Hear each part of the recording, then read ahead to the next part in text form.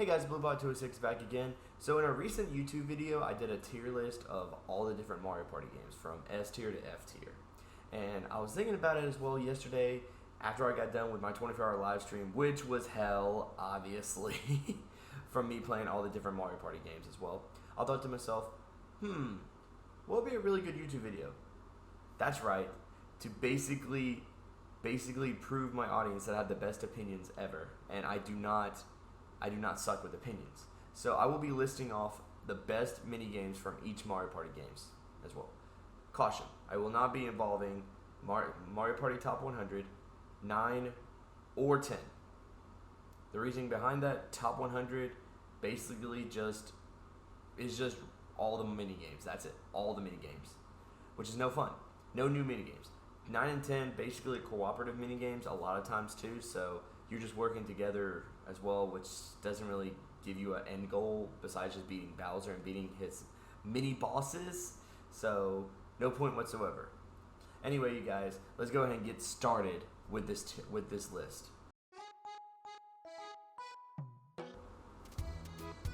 No, not this one again. When it comes to the first Mario Party game, honestly, it brought along a really good amount of mini games when it comes to it. I mean, there were a few definitely questionable mini games that they offered, but the best one that I have to go with would have to be bumper balls as well, because not only are you competing against your friends, but also if you just, I don't know, say for instance you're working together and you knock off one of your teammates that you're teaming up with, instantly they're gonna beat your ass. So just out of curiosity, I mean, come on now. That gives you a feel of how Mario Party is for everyone. And then I could have picked another mini game. I could have picked a 1 vs 3 mini game as well. But then again, they'll also have blisters on my finger from doing that mini game too. Ow! Ah! That's a little too loud! Ah! With Mario Party 2's mini games, a lot of them have originated from the first one.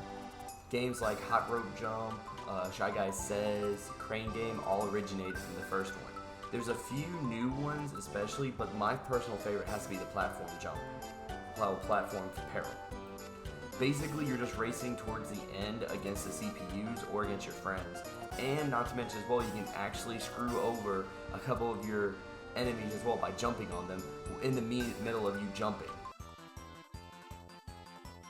The number one thing that you can definitely tell with Mario Party 3 is the new characters, Waluigi and Daisy, and also the voice acting for each character. It goes into Mario Party's 4 voice acting, which I love the most. Especially with the mini games too, I love each and every single one of these mini games. I love a lot of the battle mini games, I love a lot of the 2v2 mini games. However, when it comes to my favorite mini game in here, it has to go to The Beat Goes On. It's basically just an improved edition of Shy Guy Says. However, you have to take into consideration everything that the Shy Guy says and what order. If you do not, you will lose the game, and also you also get burnt in the process.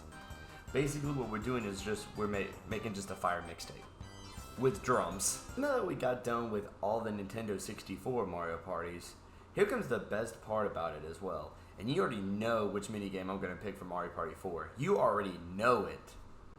If you don't, then allow me to refresh your fucking mind. You know I gotta go with photo finish. Look at the action, JK. It's gotta be Book Squirm. Not only are you competing against your own enemies, trying to find the perfect spot to hide, but also the enemies are also pushing you out each and every single time. I've had so many countless times where I've lost this minigame to the final second because someone has literally pushed me out of the spot, and it pisses me off so much. But I get revenge on them so much, and it's so good to finally get that revenge. So I gotta go with Book Squirm for my Mario Party 4 favorite minigame. With Mario Party 5, the minigames actually got a lot better in my opinion for it. The maps, however, just sucked. A few good minigames on there that I have to acknowledge are Coney Island, definitely one of my top favorite ones. Nightlight Fright, especially with the chain chomps as well. And not to mention as well, Astrological. The most My most favorite one from this, however, has to be the dual mini game called Head Waiter. This is basically just gives you fear as to what your CPU or your opponent does, because if you press the A button, it only reduces it by 1, but if you press the B button, it reduces it by 2. So someone's about to get blown up. And I personally love that about that game. Please don't pick 2. Please don't pick 2. Finish! This is where everything goes wrong. With Mario Party 6, I have to include 2 minigames for this one. The first one has to be Motown because it revolves around the inner dad in me, because it says mow the most grass. That's literally it. That's all you have to do. It's so simple. Time for me to bust out these bad boys. The other minigame has to be Dash Raft. Basically, you're competing against each other to make it towards the end to make sure that you don't fall off the waterfall. No matter what, anyone can win. If you touch the water, you're dead. I love that about that minigame.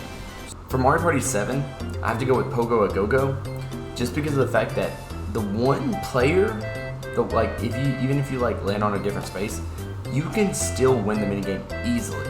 If you're one of the three opponents, you can still win the minigame. It's so evenly matched as long as you know what the opponent is thinking, and that's what makes this game so beautiful.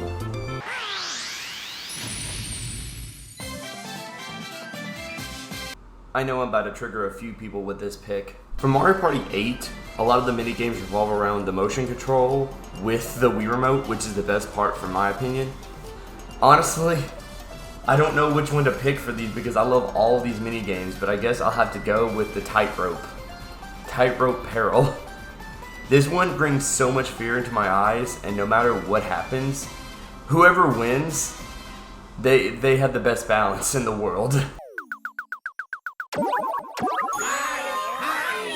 When it comes to Mario Party DS, a lot of the minigames require you to use the stylus and also use the bottom half of the screen to just rub against it. My favorite minigame would have to easily be Rail Riders, just because of that simple fact. You're racing against CPUs, trying to make it the furthest distance to the door, and it's just a struggle, and it's the best minigame ever, in my opinion, to do that. We got done with the majority of the Mario parties. We just got one more to do. It can't be that bad, can it? Not this one! When it comes to Super Mario Party, a lot of the minigames are not that good, but I have to go with Heir to a Fortune as one of my favorites on here, just because of the fact that you're trying to get as many coins as possible by landing on a space that your opponent does not jump on.